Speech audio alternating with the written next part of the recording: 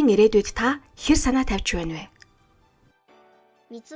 3 настайд сурсан зүйл 100 настайд ч хэвээрээ гэж үг бий. 3 нас хүртэл хүний мөн чанар, зан арын шин, сэтгэхүй тогтож 100 нас хүрсэн ч өөрчлөгдөггүй гэдэг.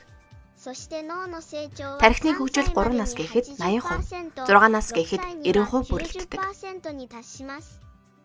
6 нас хүртэл нь хүүхдийг хэрхэн өсгөх нь түүний ирээдүйг тодорхойлдог гэж хэлэхэд огтхон ч хэлсдэхгүй. Балчирнаас хүний амьдралд ийм л чухал үе юм.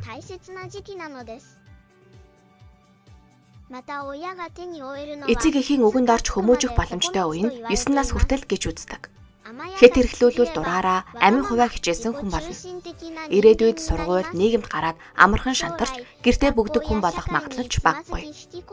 Хүүхдийг хүмүүжүүлэх хамгийн гол зорилго бол бие даасан хүн болгох явдал юм. Үүний тулд нэн түрүүнд бага балчир наснд нь сайн дадлуудыг суулгах хэрэгтэй. Сайн дадал суулгах чадвал төвчээртэй, мэрэгчтэй хүн болж төлөвшдөг. Бүх зүйлийг гайхамшигтай хурдан сурч, тусгаж авдаг тархины хөгжлийн энэл үе шатанд нь олон зүйлийг мэдэрч, хийж, сурах боломжийг бүрдүүлж, амьдралдаа хийх сонголтыг нь өргөжүүлж өгснөөр хүүхэд бүр өөрийгөө нээж, мөрөөдөлтөд хүрэх үндэс суурь нь тавигддаг. Сэтгэлийн хүч, суралцах хүч, биеийн хүч, хөгжмийн хүч. Тоглоомыг ч хүүхэдтэй хамт хөгжүүлэх нь чухал. Якомине Йошифуми багшийн хэдэн зуун мянган хүүхэдтэй ажиллаж ирсэн 42 жилийн туршлагыг Японоор зогсоохгүй дэлхийн олон оронд хэрэгжүүлж байна.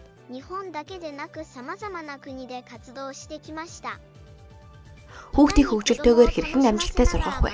Хүүхдийн ирээдүйд ямар чадвар чухал байх вэ гэж үргэлж чинийг эрэлхийлж байдаг Якомине багш бусад багш нарын хамтаар бодож туршиж бий болгосон хүмүүжлийн арга юм.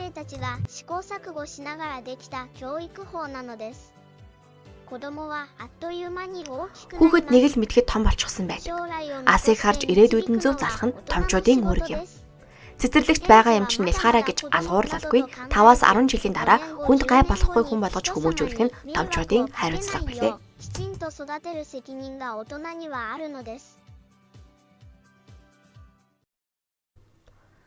Якомине арга барил гэж юу вэ? Якомине арга барил гэдэг нь Якомине Йошифуми багшийн санаачилсан унших, бичих, бодох, бие дааж сурах аргыг үндэс болгосон хүүхэд хүмүүжлийн өвөрмөц арга барил юм.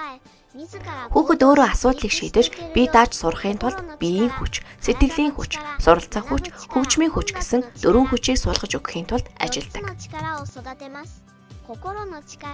Сэтгэлийн хүч. Хүн бүр төрөлхийн ажил хичээнгүй, инэрэнгүй, төвчээр хатуужилтай байдаг. Гэтэл хүмүүжлийн арга барил буруудаснаар эдгээр сайн чанар алдагдаж, хазгай гიშгэх явдалч байдаг. Буруу замаар будаа тех үндэс нь 3 нас гэхэд тавигдчихсан байдаг ч гэдэг. Тиймээс ялангуяа 5 хүртэлх насны хүүхэдтэй харьцах, хүмүүжүүлэхдээ маш нягхур хандах хэрэгтэй.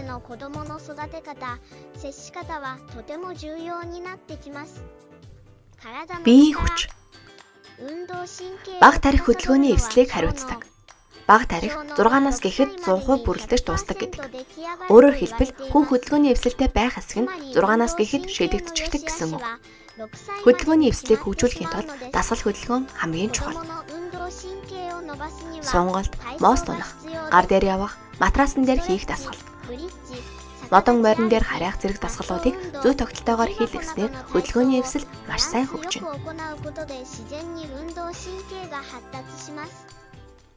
Суралцах хүч. Бие даан суралцах хүсэл эрмэлзэл бол бүх зүйлийн үндэс суурь юм. Хүсэл эрмэлзэлтэй бөгөөд бие даан суралцах аргаа олсон л бол хүүхэд бүр шалгалт шүүлэгч бай, спортч бай, зорьсондоо заавал хүрч чадна. Ямар ч ажилд амжилт гаргана. Ер нь бол 3-4 нас гэхэд бие даан суралцах аргаа олсон бол өөрөө л уншиж бичиж бодоод сурчдаг.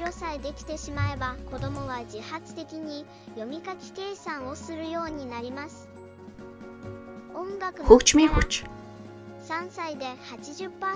Хөгжмийн сонсгол 80% нь 3 нас гэхэд бүрддэг гэж үздэг. Хөгжилтэйгээр сургаснаар хөгжим дурлаж сонсгол төлөвшдөг.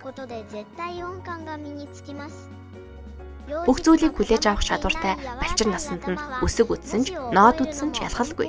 Дорхноо сурж, өгүүлбэр зохиох, хөгжим зохиох хоёрч төдийлөн ялгаагүй хялбархан байдаг бололтой. Хэтэрхий шахаж залгаахгүй тулд өдөрт пианика 30 минут, найр хөгжим 30 минут ордог.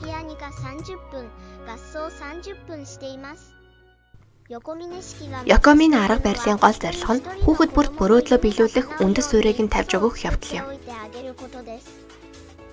Хүүхэд бүр олон янзын мөрөөдөл нь өөрчлөгдөж, нэмэгдэж байдаг. Тэр мөрөөдлүүдийг бүгдийг нь биелүүлэх юмсан гэж бид хүсдэг. Спортын тамирчин болох мөрөөдөлтэй бол хөдөлгөөний эвсэл, хурд, хүч тэхээгээ хөгжүүлэх суурийг сайтар тавьж өгөх. Эмч болох мөрөөдөлтэй бол суралцах арга барилын үндсийг нь бэлтгэж, хөгжмийн зохиож болох мөрөөдөлтэй бол хөгжмийн сонсголыг нь хөгжүүлж өгөх. Гадаад улсад ажиллах мөрөөдөлтэй бол англи хэлний суурийг нь тавьж өгөх.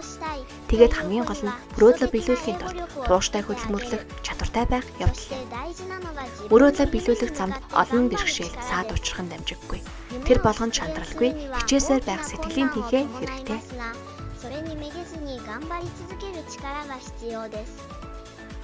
Якомины арга барилд үүнийг биеийн хүч, сэтгэлийн хүч, суралцах хүч, хөгжмийн хүч гэж нэрлэдэг. Урмыг асаах 4 түлхүүр, авьяасыг нээх алтан дүрм гэх мэт хэд хэдэн аргаар хүүхдийг урамшуулан өтөөж авьяасыг нээн илрүүлдэг. Бие даан суралцаж, өөрийн ирээдүйг өөрийн гараар засаж чадах хүн амжилтанд хүрдэг цаг үе ирж байна.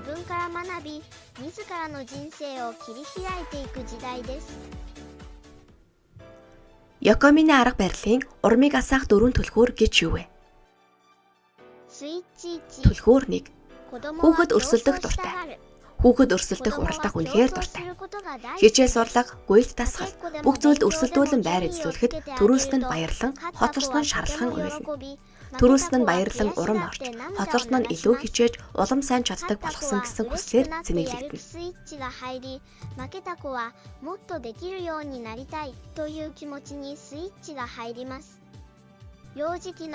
Хүүхдүүдийн өрсөлдөөн томчуудынхаас огт өөр.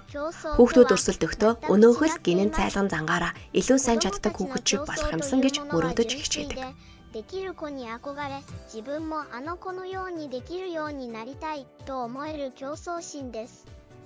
Якомины арга барил хүүхдийн ийм хүсэл эрмэлзлийг нандинаж, бүх хүүхдэд ялахын баяр багтал, хожигдохын ухаарлыг бидрүүлэхийг хичээдэг. Хүүхдүүд бие биенээ хурцлах боломжийг бүрдүүлснээр улам эрчтэйгээр хөгжиж дээшилдэг.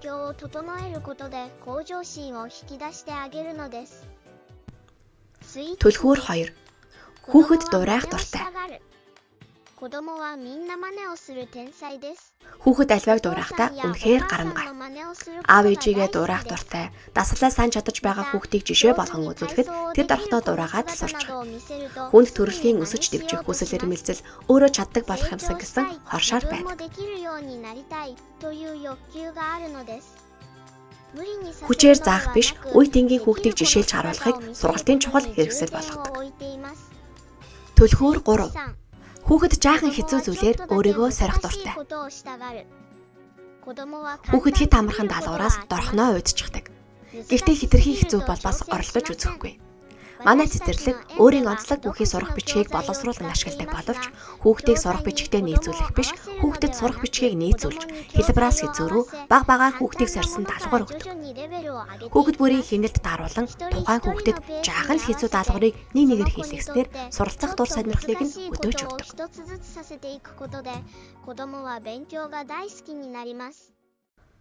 Түлхүүр 4. Хүүхэд хүлээн зөвшөөрөгдөх дуртай. Хүүхдийг хүлээн зөвшөөрч урамшуулахад улам хичээдэг. Хүлээн зөвшөөрнө гэдэг нь хэлбэрхнаар хэлэх юм бол магтахаас илүүтэйгээр том ах, том эгч гэж хандна гэсэн үг юм. Дөнгөж бичиг үсэг тайлагдаж байгаа хүүхэд өөрөө анхны номоо уншиж дууссан өдөр бол амьдралынх нь хамгийн чухал мөчүүдийн нэг өнөөс мөн. Якомины цэцэрлэгт уншсан номыг нь тухай бүр тэмдэглэж өгдөг ба энэ нь хүүхдийн хүлээн зөвшөөрөгдөх хүслийг чухалчилж буй хэрэг юм. Ном унших бүртээ багштай хүлээн зөвшөөрөгдөж баг багаар тэмдэглэл нэмэгдэхэд хүүхэд маш их баярлаж байгаа нь илт харагддаг. 先生に認めてもらって少しずつ記録が増えていくのが子供にとってとても嬉しいようです。Энэ мэдчлэн олон төрлийн аргыг хэрэгжүүлснээр ангидаа биенээ хүлээн зөвшөөрч урамшуулан найзынхаа амжилтыг өөрийнх мэд баярлцгаадаг. Өөрөө 10 давхар модон морин дээр тороолгүй хараад сурсан хүүхэд чаддаггүй байсан найзынхаа намханч байсан анх удаа хараад чадсан амжилтад өөрийнхөөсөө ч илүү баярлаж байгааг бид хардаг. Хүлээн зөвшөөрөгдөх хүслийг зөв чиглүүлж чадвал хичээл сурлагаар тогтохгүй, өөрийгөө ч бусдыг ч үнэлж, хүндэлж чаддаг сэтгэлийн тийхээдэг хүн болон төлөвшдөг. てあげると学習面や運動面が伸びるだけでなく自分のことを認め他人のことも認めるという心の力も伸びていくようです。 Сүүлийн үеийн судалгаагаар хүний тарих хэдэн нас хүрсэн ч хөгжиж байдаг гэж тогтоожээ. Гэхдээ хөгжлийн хурдаар наваад үзвэл бага балчир насыг гүйцэх нь үгүй бизээ. Энэ үед нь тархины бололцоог хамгийн ихээр нээж хөгжүүлэх түлхүүрийг олох, аль болох олон зүйлийг сурч мэдэх боломжийг олгох. Тэгээд 10 нас хүртэл бага балчир наснд нь эдгээрийг амжуулах нь чухал гэж бид үздэг.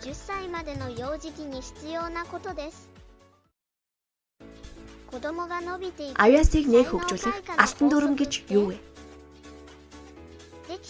Би чадлаа. Ямар сонирхолтой юм бэ? Энэ хоёр хэрхэн холбогддог вэ? Чадаж байгаа зүйлдээ улам сонирхолтой болно. Сонирхохоороо улам хичээнэ. Улам хичээхээрээ улам сайн чаддаг болно. Улам сайн чаддаг болохоороо шунан дурлана. Тэгээд дараагийн шат руу ахимаар санагдана. Хүүхэд бүр энэ мөчөлгөөр авьяас чадвар нь цэцэглэн хөгждөг. Унших, бичих, бодох, модон морин дээр харах, гар дээрээ явах бүгд энэ дөрөнд үндэслэлсэн. Гар дээр явахыг жишээ болгон авбал эхлээд огт чаддаггүй байсан хүүхэд хан түшээд гар дээрээ тогтож сурахад би чадчихлаа гэж баярлана. Багш нар найзууд нь чи чадлаа, мундаг юм аа гэж урамшуул. Сонирхол татагдаж дахин сургуулна. Ингэснээр улам сайн чаддаг болно. Хан түшиж гар дээрээ зогсохдоо огтоос төрдөхгүй болно. Тэгээд уйдаж эхлэхээр хан түшихгүйгээр гар дээр зогсмоор санагдана. Багшаа би гар дээрээ зогсмоор байна гэд сургуулилж эхэлнэ. Эхлээд тийм ч амаргүй. Гэхдээ олон дахин оролцоор нэг мэдхэд сурч. Тэгээд улам дуртай болж дахиад сургуул.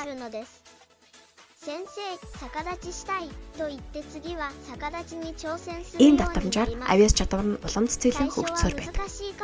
Үүнийг авьяасыг нээх алтан дүрм гэж бид нэрлэдэг. Багш, та нар гар дээрээ яваад үзтээ гэж хэлээгүй. Хүүхдүүд өөрсдөө гар дээрээ явмаар санагдаад хичээд сургуулснаар сурч байгаа хэрэг.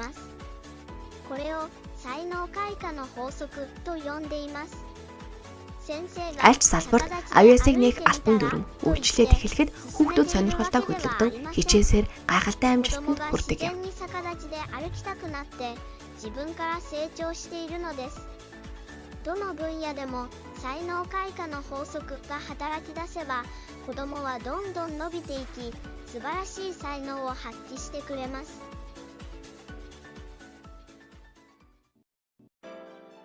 Балчир насанд уншиж, бичиж, бодож сурах нь яагаад чухал вэ?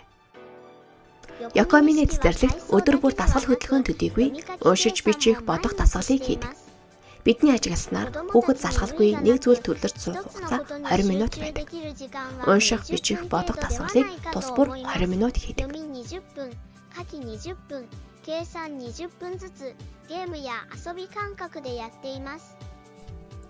Хоёр наснаас унших, бичих дасгал хийж эхэлнэ. Яагаад иймэрт эхэлдэг вэ гэвэл хүүхдүүд бага сургуульд ороод хоцрогдол үүсгэхгүй байх үүднээс юм. Жишээ нь сургуульд орох үедээ зөвхөн нэрэл бичиж чадах хэмжээнд сурсан хүүхэд бага сургуулийн хэмнэлээр хичээл хийгээд суралцах, ном унших дуртай болно гэвэл өрөөсгөл. Сургууль гэдэг бол уншиж бичиж чаддаг хүнд зориулсан газар. Уншиж бичиж чаддаггүй хүүхэд нэгдүгээр ангидаа хоцрогдох, сурах дургүй болох тохиолдолч олон тав.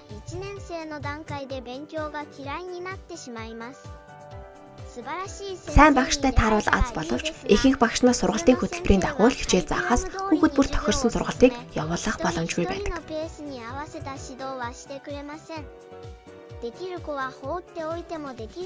Чаддаг хүүхдэд заахгүй байсан ч бие дагаа сурчдаг бол тийм арга барилаа олоогүй хүүхэд хоцрогдож бүр сурах дургүйж болж мэднэ. Бас бага сургуульд өдөрт 4 цаг ширээнд томоотой суух шаардлагатай болно. Сэтгэлд дураараа гүйж хараад болдог байсан натал сургуульд ороод шууд л өдөрт 4 цаг томоотой сууж чадна гэж үү? 小学校に入った途端4時間も座っていないといけないなんて子供たちに簡単にできるはずがありません。 Сургуулийн өмнөх боловсролын талаар хүмүүс олон янзын үзэл бодолтой байдаг. Якомины арга барилын хувьд 2 наснаас нь эхлэн ширээн цуух дадлыг суулгаж эхэлдэг. Шалан дээр тоглох үе байдаг ч баримлын шаваа эвлүүлдэг тоглоомоор тоглох үед нь ширээн цуулгадаг. Ингэснээр тоглоомгоо ширээн цуух дадалтай болж байдаг. 3 наснаас эхлэн өдөр бүр ширээн цууж хичээлнэ. 2 наснаасаа ширээн цууж тоглож байсан болохоор 3 наснда хэдийнээ суугаад зурчихсан байдаг. Ширээн цууж сурсан тул 4-5 настайдаа хизээ язаа нэмэт хичээлдээ төлөвлөж суугаа харагддаг. Тиймээс бага сургуульд орохдоо сууж чадахгүй, төлөвлөж чадахгүй гэх асуудал гардаггүй.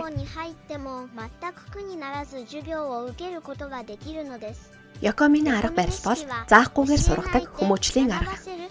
Хүүхэд бүрийн хэмнэлт тааруулж мэдлэг чадварыг нь аажмаар тэлэх явдал юм. Балчир наснд хүний тарих юмыг хүлээж авахдаа ангасан хөрс, ус уух мэт хурдан бөгөөд мэдлэг чадвар нэмэгдэх тусмаа улам сонирхол нь хөдөлж, улам хичээлсэж, тэр хэмжээгээрээ улам сайн чаддаг мэддэг боллоо.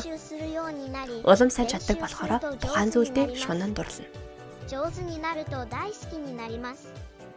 Тэгээд дараагийн үе шат руу ахих хүсэл төрнө. Ийм үйлчлэгийг Якомины арга авиасыг нэг алтан дүрм гэж нэрлэдэг. Сургууль багшид найдалгүй бие даа суралцах дадлыг суулгаад өгчихвэл хүүхэд хар аяндаа сурах хамтанд орж улам ихийг сурч хөгждөг. Тийм болохоор бие даа суралцах чадварыг балчир наснд нь суулгаж өгөх нь маш чухал гэж бид үздэг. Энэ чадварыг суулгах үндэс суурь нь унших, бичих, бодох юм. Уншиж сурахын тулд эхлээд үсгээ суртал нь багш уншиж өгнө.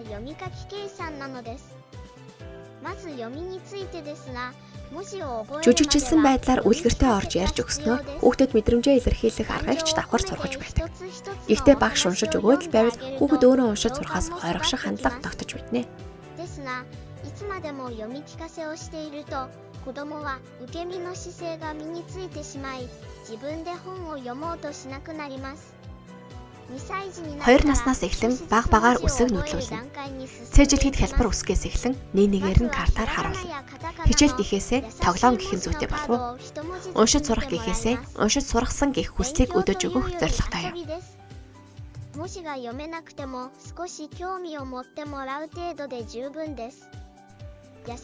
Цөөхөн хүүхдэд зурагт номоос мэддэг үсгийг нь уншуулж болно. Хүүхэд бүрийн хэмнэлт тааруулан олон төрлийн арга зал хэрэглэнэ. Бичиж сургахдаа бичгэд хамгийн амар үсгээс эхэлнэ. Тиймээс Якомины арга барил өвөрмөц дараалал бүхий цагаан тодорхой 95 дүрсийг боловсруулсан юм. Хирагана, катагана, ханз гэж ялгадаггүй. Хүүхдэд бичгэд амар цөөн зурлагтайгаас нь эхлэн дараалуулсан байдаг. 2-3 настай хүүхдийн хувьд үсэг бичих гэхээсээ зураг зурж байгаа мэт санагддаг болов уу? Би бичиж чадлаа гэд царай нь аз жаргалаар гэрэлтдэг. Гэхдээ их л бичүүлээд байвал сайн гэсэн үг огтхонч биш. Харин ч дахиад жаахан биччихээ гэмээр үед нь болох хэрэгтэй.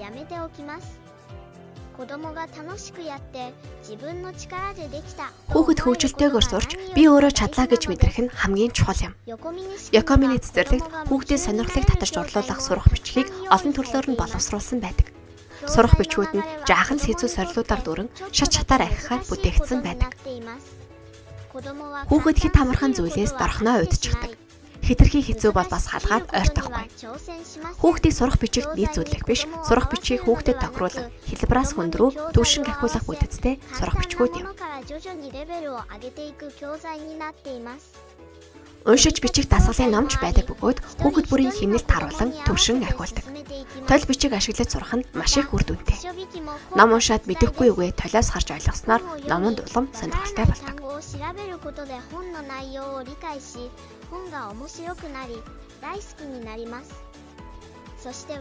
Бас мэдэхгүй зүйлээ судалж олох, эргэл хайгуул хийж өөрийн болгох нь ирээдүйд маш чухал чадвар сууж байгаа юм.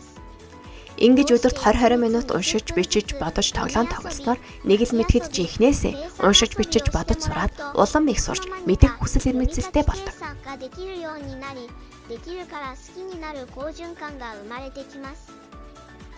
Ердөөл 20 минут боловч өдөр бүр тасралтгүй дадал болгосноор маш ихийг сурч мэддэг юм. Үнэхээр л хүүхэд бүр гот суугаатай юм а гэж бишрэх нь гарцаагүй. 大人が教えようとすると子供は Заах гэж оролдвол хүүхэд хүчээр тулгасан юм шиг мэдрэмж авч сурах дургүй болно. Заахгүйгээр өөрөө бие дааж суралцах чадварыг сулгавал хүүхэд хар аяндаа хичээгээд сураад л явчихна. Балчир насны хүүхдийн чадвар хэмжээшгүй их. Энэ үедээ хүүхэд бүр үнэхээр л суудан байдаг. Шат дарааллын дагуу чиглүүлээд суур суулгаад өгөхөд л ямар ч чадварыг эзэмшинэ.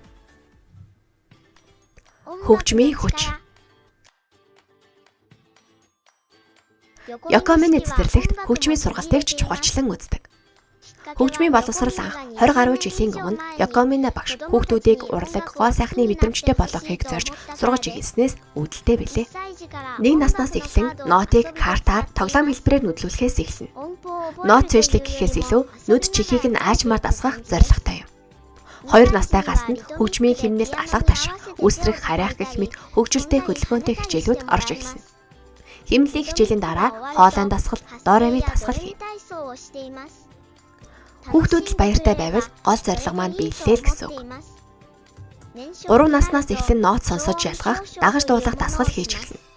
Дореми дасгалаар цээжилсэн нотнуудаа ялгаж, доо юу, соёл уу гэдгийг ялгаж хэлдэг дасгал. Нас насны онцлог тохируулан жил бүр нэг л зүйлээ давталгүй сонирхолтой байлгахыг хичээдэг. Зорилго нэг боловч жил бүр хүүхдүүдийнхээ чадвар тохируулан хичээлийн хурд төрлийг өөрчилдөг. 3 наснаас бас пианико тоглож эхэлнэ. Алтан цул цэцэг, гэлэл заарай одвын, Мэригийн хураг гэх мэт хүүхдийн туг тоглож сурдаг. 1-2 наснаас эхлэн хөгжимтэй ойр байсан болохоор ямар гайхалтай хурдан сурдаг гэж.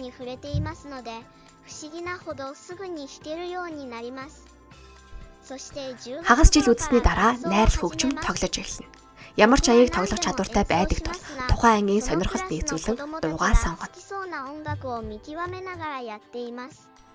Хүүхдийг залхаах, хашраах хэд хүнс зүйлсийг хийлгэхгүй. Ерөнхийдөө өдөрт пианико 30 минут, найрал хөгжим 30 минут байх нь тохиромжтой санагддаг. 3 нас гэхэд сонсголын 80% нь бүрддэг учраас энэ л үед хөгжмийн чадвар суулгах нь хамгийн чухал үе юм. Түүнчлэн 4-5 нас бол хүний сонсгол хамгийн их хөгждөг үе байдаг. 4から5歳の幼児期は人間の聴覚が最も発達する時期です。 Энэ үед олон төрлийн дуу хөгжим сонсож, дууж хөгжимдснөөр тархин дахь сонсголын мэдрэлийн хэсгийн эсийн тоо улам нэмэгддэг гэж судалгаагаар тогтоосон байна. Сонсголын мэдрэл хөгжснөөр хөгжмийн нарийн торгон өн аясыг ялгаж мэдэрч, сонсон нотоо шууд тоглох, ая зохиох гэх мэт чадвартай болдог.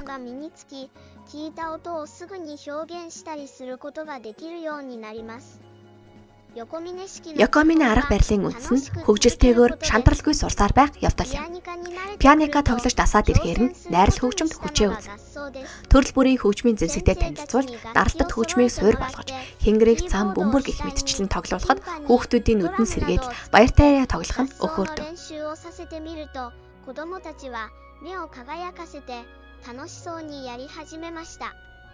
Ая сонгохдоо хэвчлэн багш өөрийн дуртай аяыг бас тухайн үеийн хит болж байгаа дуунуудаас сонгон тоглодог. Гайхалтай нь хүүхэд бүр альч хөгжмийн зэмсэгээр альч хэсгийг тоглосон жигт чадаж байдаг. Пианико дээр хөгжмийн суурийг тавьж өгөхөд бусад ямар ч төрлийн хөгжмийн зэмсгийг эзэмшиж чаддаг гэж багш нар хэлдэг. Үнэхээр гайхамшигтай хэрэг шүү. Хүүхдүүд найрал хөгжим тоглохдоо үнэхээр дуртай. Багшаа найрал хөгжмөө тоглоё л доо гэж нэгцгээе.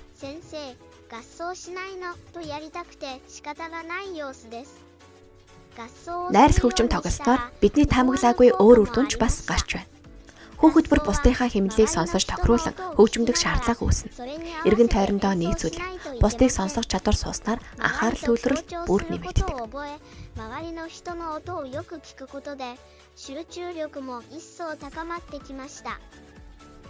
Сүүлд ойлгосон нэг зүйл бол HQ буюу асуудал шийдвэрлэх, бодитоор сэтгэх, өөрийгөө илэрхийлэх чадвар, бусдад санаа тавих зэрэг тоогоор илэрхийлэх боломжгүй хүний мөн чанарыг илэрхийлдэг үзүүлэлт хөгжим тоглодог хүүхдүүдэд маш өндөр байгаа нь тогтоогдсон.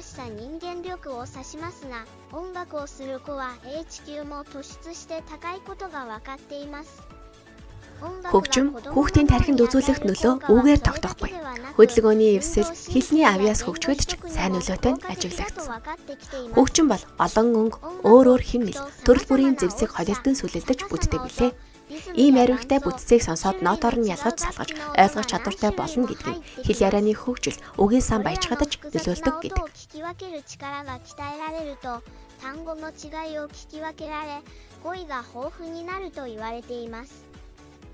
Мөн хөгжим хөдөлгөөн хоёр хоорондоо хамааралгүй мэт боловч хөгжим сонсоход баруун зүүн тархи хоёулаа идэвхтэй ажиллаж хөдөлгөөний эвсэлтэй холбогдох мэдрэл хөгжиж байгаа нь нотлогдсон.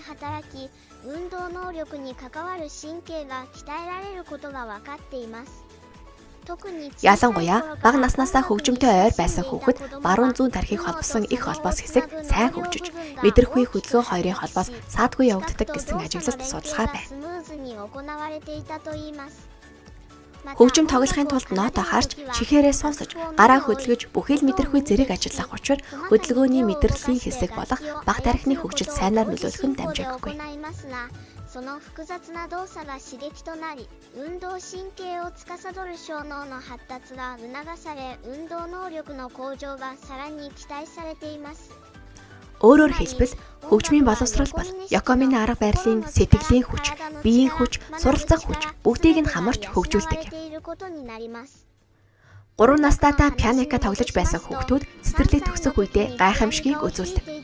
2018 оны 3 дугаар сард болсон төгсөлтийн цэнхүүд Карибын тэнгисийн дээрэмжит киноны хөгжмийн үлээвэр хөгжимд зориулсан найруулгыг тоглосон.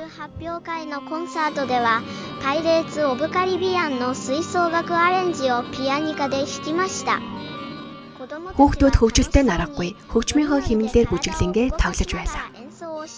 Нотны төвшин нь ахлах сургууль эсвэл цэрэг цагдааг яхны ашигладаг нот юм.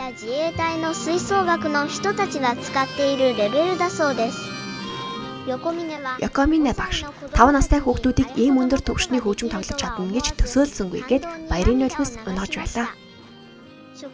Хамгийн хатуу даргийнхаа уйлахыг харчихлаа гэд багш нар харин бөөн инээдэн болж илээ. Хөдөөний цэцэрлэг цөөхөн хүүхэдтэй болохоор даралтад хөгжим, цохиур хөгжим аль алиныг тоглох, солигдож тоглох гэх мэтээр ямар ч зэмсгийг бүгд чигт эзэмшсэн байдаг. Хөгжмийн багш ноото аваад 20 гаруй хүүхдийн тоглох хэсгийг нэг бүрчлэн салгаж бичнэ. Тэгээд хүүхэд бүр өөрийн хэсгийг тоглоно. Цөөхөн хүүхэдтэй ангид 4 хүний хэсгийг нэг хүүхэд тоглох үеч байна.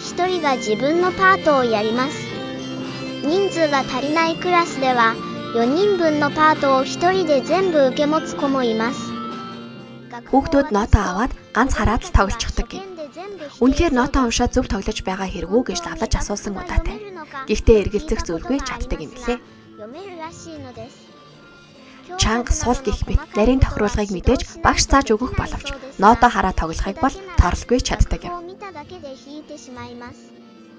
Цэцэрлэгээ төгсчхөөр хөгжмийн хичээл дахиж ингэж орохгүй нь үнэхээр харамсалтай. Тийм болохоор өдөр өнжүүлэхэд өдөр бүр хөгжмийн хичээл орж байгаарай гэж багшаас нь хүссэн.